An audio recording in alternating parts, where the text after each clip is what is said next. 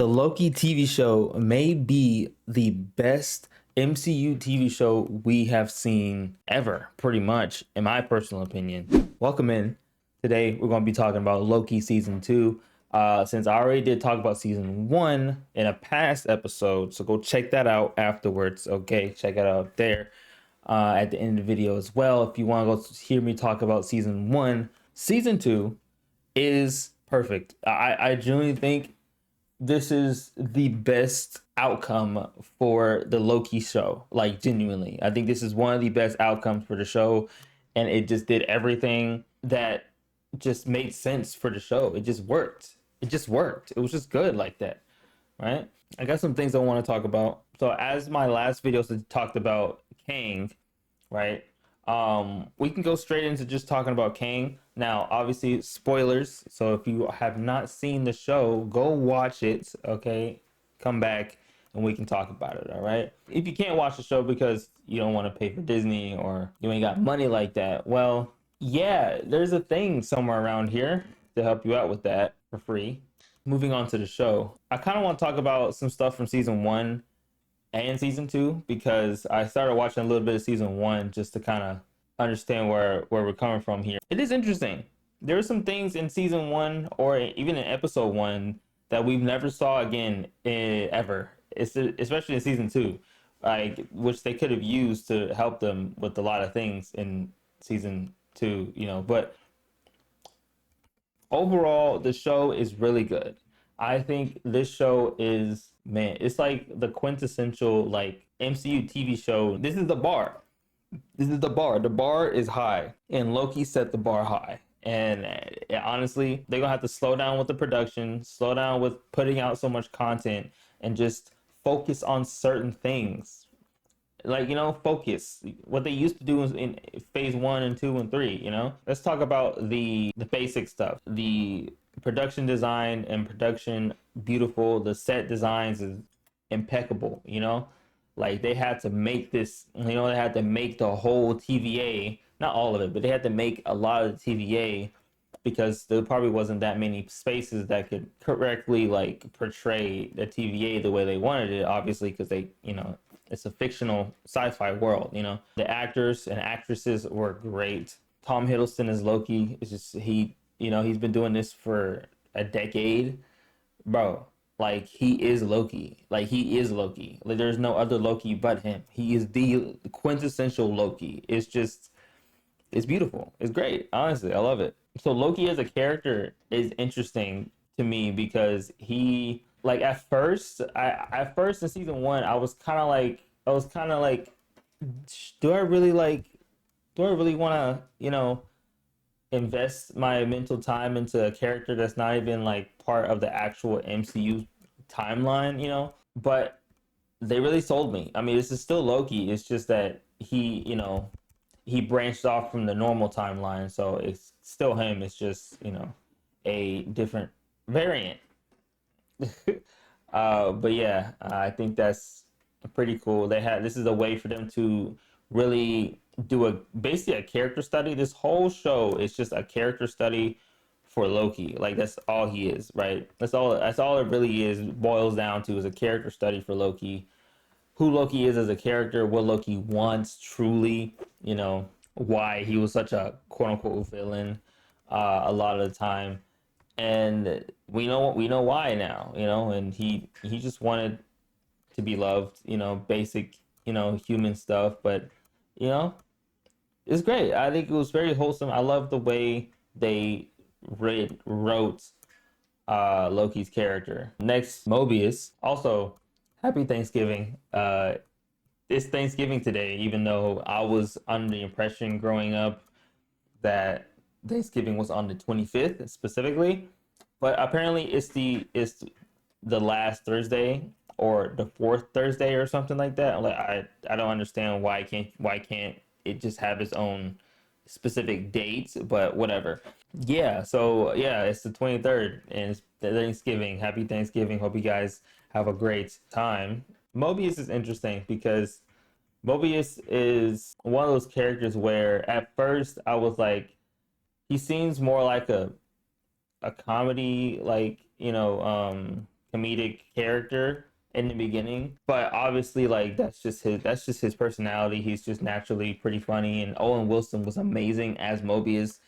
Like I never thought of Owen Wilson as a serious character or a serious actor. Like he mostly played a lot of joke characters. Of course, he played the one with the dog. That one was very sad. I think that was Owen. But like I just think when I think of Owen Wilson, I don't think of more serious characters. Obviously, Mobius, he blew the shit out. He kicked, you know what I mean? He hit the shit out of the park, basically, you know? And that's I'm glad. I'm glad because he did a hell of a thing with Mobius, bro. Beautiful, honestly. Great character. One of the best characters in the show.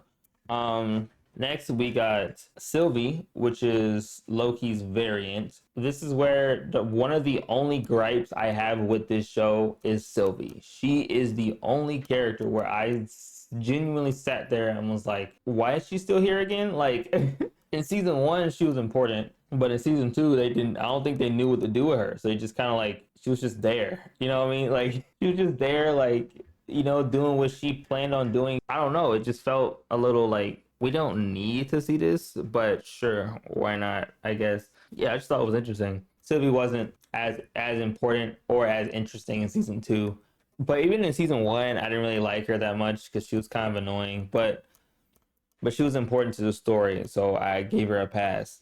Next, we have Renslayer. Renslayer is interesting because I don't understand Renslayer that much.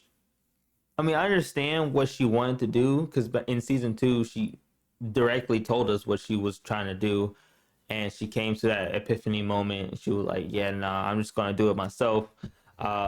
She basically did the Thanos thing. Was like, "Fine, I'll do it myself," you know, and it didn't work out for her. But she didn't die though. She's in she's in the place where things that get pruned go. You know, that's interesting. Also, I've saw a lot of people talk about how like Kid Loki was gonna like be part of the Young Avengers, and I was like, Kid Loki is a pruned variant. He can't leave the area. I mean, he could if he had a Tim pad, but he doesn't. So like, it doesn't matter. You know what I mean? So he can't leave, right? Unless you talk about like a variant of Kid Loki that wasn't, you know, pruned, right? Then I guess, but like, why? Like they haven't even built up Kid Loki at all for him to be in the Young Avengers. It just doesn't make any sense. So yeah, I just feel like that's a reach from people when they say that Kid Loki is going to be Young Avengers. I'm just like, it doesn't make any sense. Why would he? Why would he join? Why would he want to join? He's Loki. He's not this version of Loki. You know what I mean? He's not the TVA Loki. He's a, you know. So I don't know. It's just weird to me. I just don't understand where that came from. But Miss Minutes, sure, we'll talk about Miss Minutes. She's interesting. I do like the idea that she was kind of a AI that's been there since the beginning, and she always wanted to just she wanted a real body. She wanted a real body so she can, you know, do everything she could do with Kang or with He Who Remains, and you know, physically, you know, be with him and stuff like that because she fell in love with him. And that's interesting. She's still alive. She didn't like they didn't get rid of her. They just kind of I think Loki just kind of like reset her or something. I don't know how that works, but I think he just reset her and that's it. You know, unless there's a little bit of code still left in her and there's going to be like a king that's going to find that code and going to use it to take down the TVA or something. That would be interesting. Potential.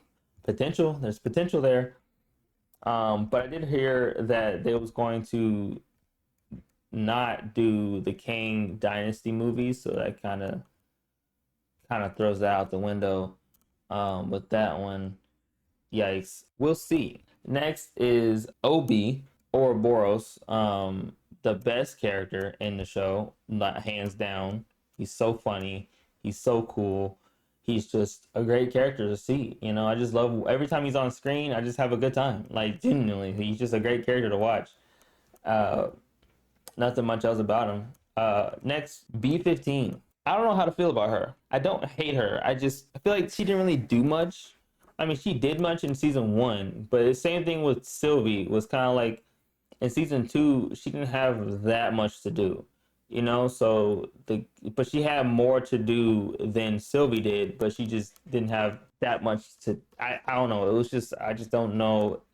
I don't know. It just feel like she was kind of bland. If there's any character in the show that was kind of like boring to me, it was B15. She was just kind of boring to me. She was just there, you know. I get why she was there because she's important, but like don't really care about the character like that. You know what I mean? Don't really care about the character like that. But she's cool though. You know, I love the actress, so I mean, I can't really hate on the character that much. Next, we have He Who Remains and the variant Lictor Limely. Victor Timely. I heard one of the reviews say they didn't really like the way that his character was portrayed, or like he wasn't, you know, like the way he was acted, the lines and dialogue. I get it, but I also think like that's kind of part of his character, obviously. But like I think it was a good little uniqueness to Victor Timely because number one, he was doing all this during like slave times, kind of.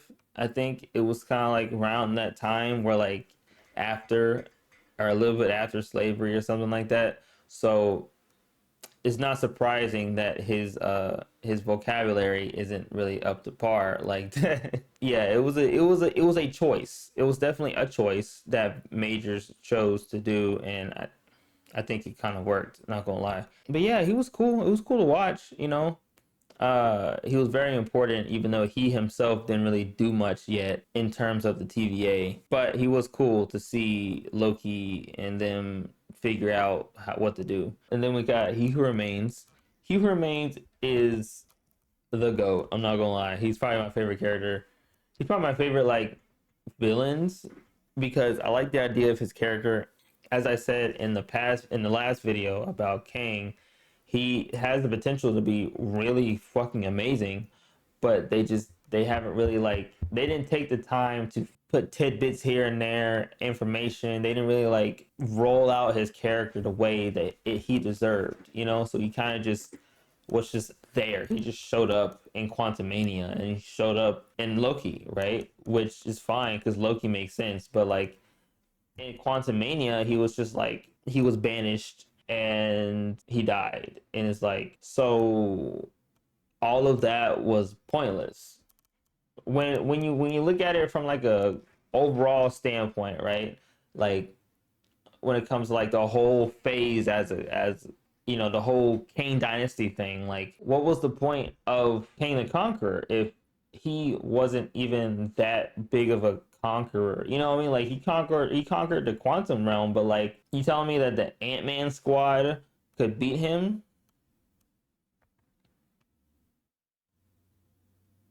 Yeah. Either what they're doing is like either what the idea could be, which is fine if they do that, but like well the idea could be that Kane the Conqueror he wasn't that strong or he wasn't that serious of a person of a villain, but he was just to show the potential that these characters not the potential, but he was to show like this is like low level shit. He Remains is high level shit. I think it's one of those things where Kane the Conqueror it's showing like two sides of Kane the Conqueror, where like or Kang in general, the variants of Kang, because you can find a Kang that's like similar to Kane the Conqueror, where like oh he's terrifying, but like Spider-Man probably could beat him if they really wanted to, you know what I mean?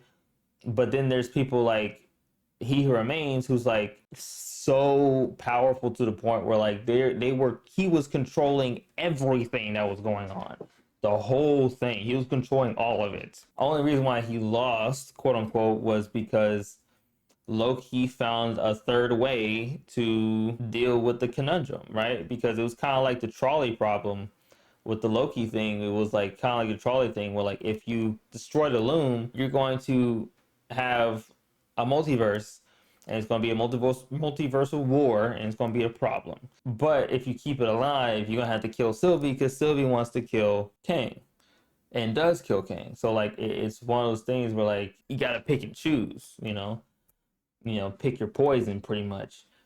But Loki was like, you know what? Fuck that. I am the poison. You know what I mean? I'm the poison. I'm gonna do it myself. Type shit. You know what I mean? Badass. I love him. I don't know what this show means for the overall MCU. It's interesting because it happened. Does this mean that the multiverse is a thing now? Loki is just overlooking most of it, right? Or all of it, right? I want to know the timeline. Like, I genuinely want to figure out the timeline of the MCU, at least Phase 4 MCU, because I'm just kind of like, I'm concerned that I don't know if they pay attention to the timeline of their own timeline.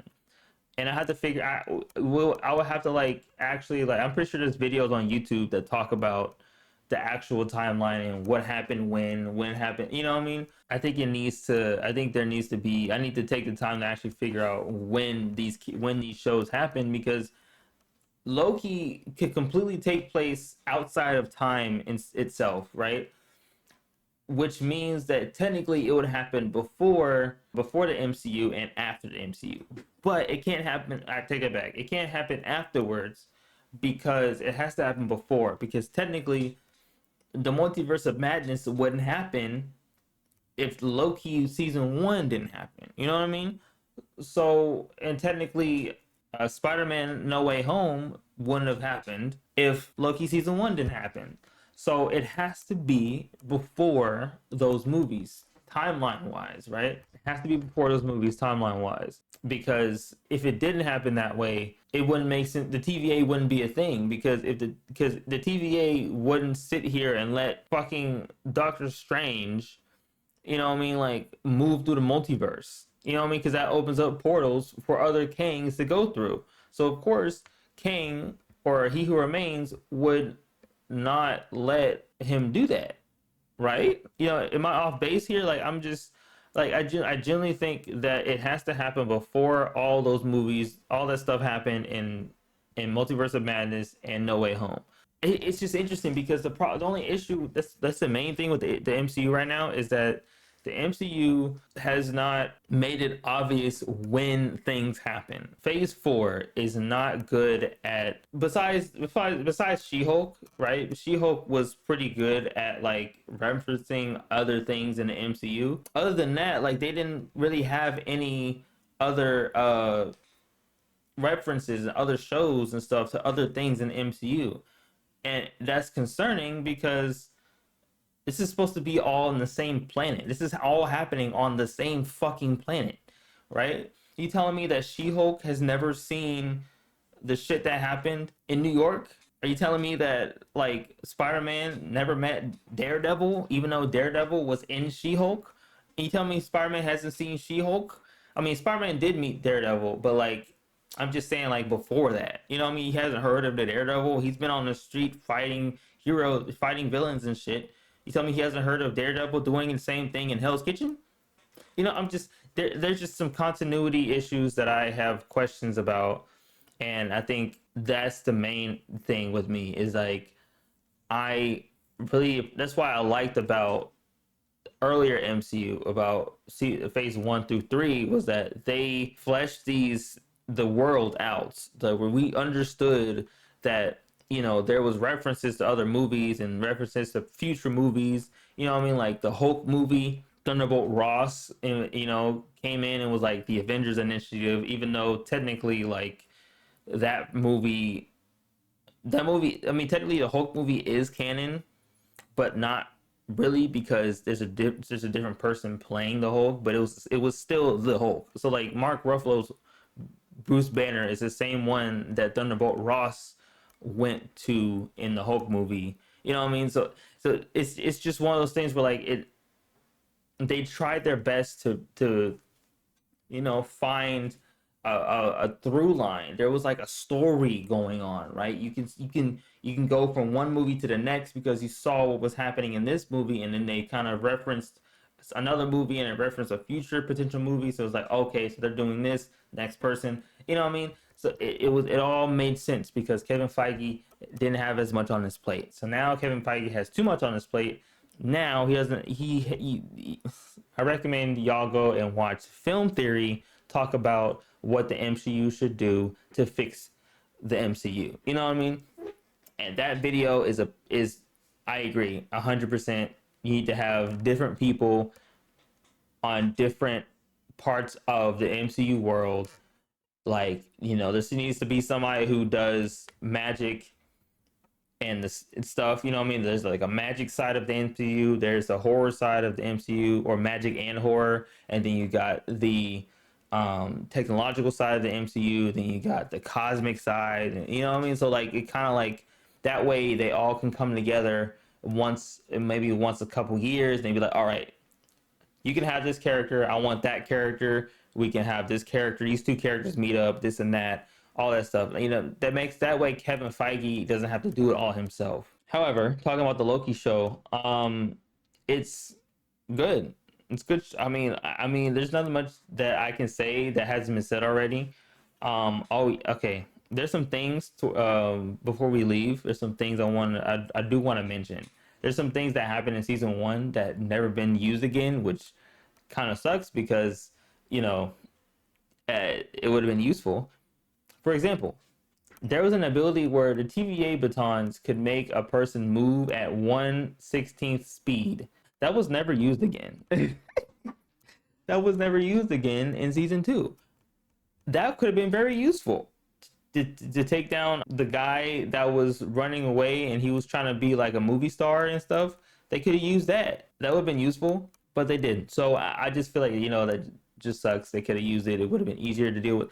Anyway, why did Kang want to make sure that variants weren't robots when capturing them? This is interesting. I wonder why Kang didn't want robots in the TVA. Does it have anything to do with the 3 lizard-looking people that he used as fake timekeepers? Like, it's just interesting to me. Like, so why? It's just I don't see it as just a joke, right? It has to be more than a joke, right? Like, there's no reason why he would just casually not want robots in the TVA. You know what I mean? Because if that's the case, is this for Ultron? Like, is this an Ultron reference? Because it could be. But I don't. Why Ultron? Like, is he scared of Ultron? Is he scared that Ultron? I don't know. Like, it can't be that he's scared of Ultron, because it could be. I don't know. I don't know what that means. I just want to just let y'all know that Kang did not want robots in the TVA, and he killed them upon like immediately as soon as they got handcuffed, for being a variant or something. You know what I mean? Also, can robots have variants? Like, I not sure. Is there Ultron variants? I would guess so, but I guess, I mean, I don't see why not. I just, so if a variant is a robot or has no soul, what happens to them? Right. So they just get killed, right? But like, why though? You know what I mean? Does the TVA not exist? Does the TVA not exist in the what if universe? This is a good question, because Ultron should not have been allowed to get that strong. I agree. Because I think if the TVA in the what if universe, so that means that the what if universe is a completely different continuity, completely different universe, right? A completely different multiverse, even to that. Like it has to be a completely different like multiverse, right? Like a really highly abstract conceptual idea, where it's like there's multiple multiverses, where it's like, it's the multiverse. Like, I don't know how the what if universe works, because it feels like the what if universe could be just alternate universes happening, right? It's also happening alongside the MCU. But the issue with that is that if that's the case, then the TVA should be hard at work to make sure that none of the what if episodes happen, because the TVA doesn't want that. But it also could mean that the what if episodes are happening after Loki became the storyteller Loki, right? Which actually makes a lot of sense. I think it makes a lot of sense. I'm not sure if it makes a lot of sense, because why would Loki allow Ultron to get that strong? You know what I'm saying? Like, I mean, I don't know. I don't know. I don't know. It has to be. It has to be. It has to be like, maybe it happened before Loki became the storyteller Loki, but it was after season 1, which was when the multiverse started to branch apart and stuff. So that stained glass art that looked like a devil character really had us thinking Mephisto was going to show up. Bro, why did they do this? This was episode 1, mind you, or episode 2, one of the two. Either episode 1 and 2. The first 3 episodes basically had the stained glass art look like Mephisto, and then they never brought up Mephisto again. And it's like, or never brought up like the devil again, and it just was weird. I was like, why did they bring that up if they weren't going to do anything with it? You know what I mean? Maybe it's because of the horns. It had to be because of the horns. But like, I'm just like, that means that the people behind season 1, they knew that people were speculating about Mephisto, and they just needed. That's the thing that upsets me about like season phase 4, is that like for some reason they just kind of like they mention stuff and then they never do anything about it ever again. I'm just like, nothing happens, like nothing, it doesn't go anywhere. You know what I mean? Like, why did you point to a Mephisto looking stained glass in episode 1 and then nothing happens with that in the next season? Like, I don't know, I just felt that was weird. But you know, whatever. There was also like, I should make a video about Easter eggs and references that didn't go anywhere for no reason. Like, they made the reference or the Easter egg for no reason, just to get people talking. Like, I hate it when they do that. I hated it when they did it in WandaVision and WandaVision. I gotta do a video about WandaVision, because WandaVision was weird. Because there was some stuff in WandaVision that never got brought up again, and I'm just sitting here like, why did you put this in the show if it wasn't going to be brought up again? Whatever. Anyway, Loki raises a good point.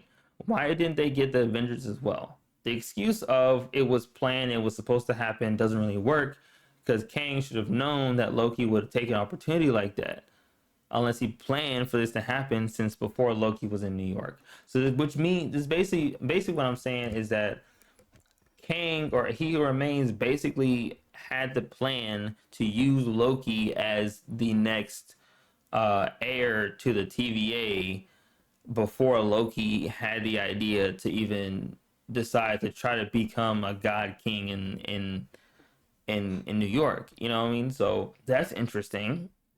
That's an interesting development I just thought of, you know. Ironic, he says that the TVA won't dictate how his story ends, but then he ends season 2 with becoming the god of storytelling. It's ironic, and I think they did that on purpose. It's great, honestly. So there was a quick passing joke about the nightmare department in the TVA, and I don't know if that's another Mephisto reference.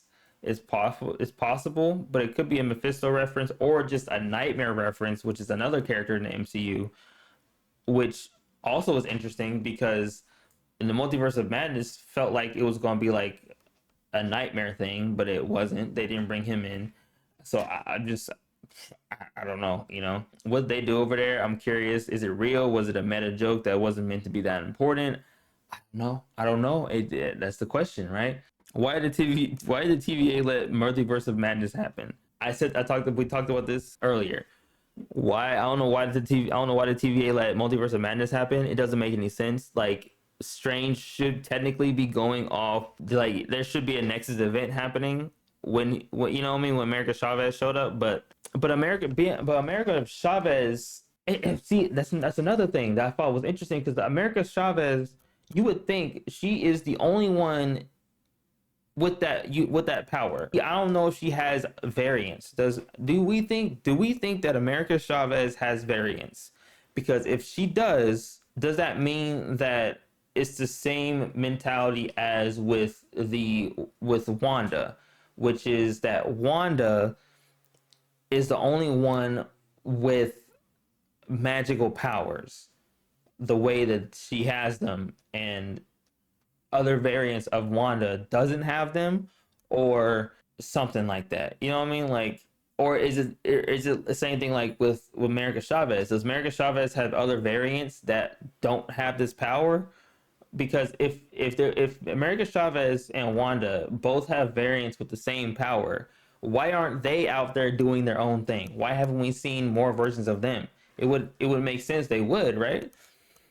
But I think it's more, the easier answer is that they're the only ones with this power, but there's possibly variants of them out there, but they are just normal people, and it's kind of like a normal variant situation where like they don't have any powers, but like one of them goes to college, one of them doesn't, type shit, So I just think that it's one of those. So I don't know. I think it's interesting, right? They could have stopped Wanda, but I think this was during. It just had to be after He Who Remains was killed by Sylvie, right? Episode 1 of Loki is similar to He Who Remains because of the whole people need their choices made for them.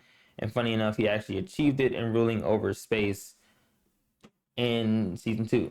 True, right? It is interesting how Loki in season 1 said that people need their choices made for them. And he kind of like went full circle, but his mentality is now different. So he's not that he's trying to force it on people. He just wants people to live their life, but at the same time, he's trying to make sure that Kangs don't get too powerful. So technically, he's doing the same. He's doing the same thing by forcing people into a situation where they don't get abilities and stuff like that, or forcing Kangs into it, right? So it's kind of like the 360 circle, he kind of just went back, So I felt like that's an interesting little thing that I noticed. Casey, I like Casey. Casey's funny. He's a funny character.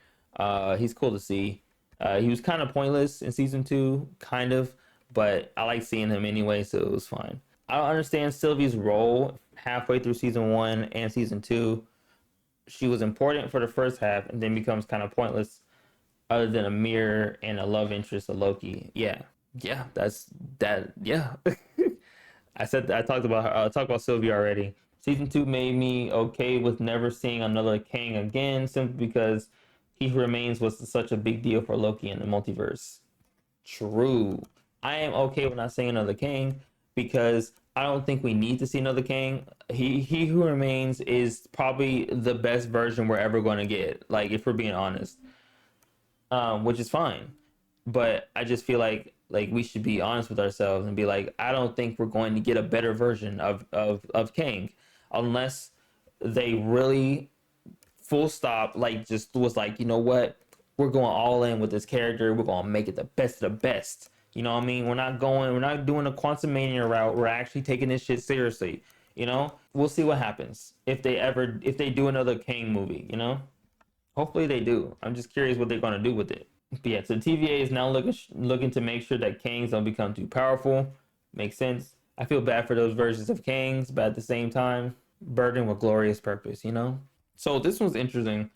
The Council of Kangs doesn't know about the TVA, because if they did, they would try to stop the TVA, which is another thing. It's like, okay, so Quantum Mania has to also happen after season 1 of Loki, right? So season 1 of Loki was the first like Kang that technically we met, right? It technically was the first Kang, or the first he remains as the first Kang that we see in the timeline that pops up, because he's the one that was orchestrating the MCU, the whole past MCU, who orchestrated all of that, right? Kind of interesting that they haven't heard of the TVA yet, So I'm thinking now what's going to happen is that there's going to be another war, right, of Kangs, which is I'm guessing that's what the Kang dynasty was, which was basically probably going to be a movie about the TVA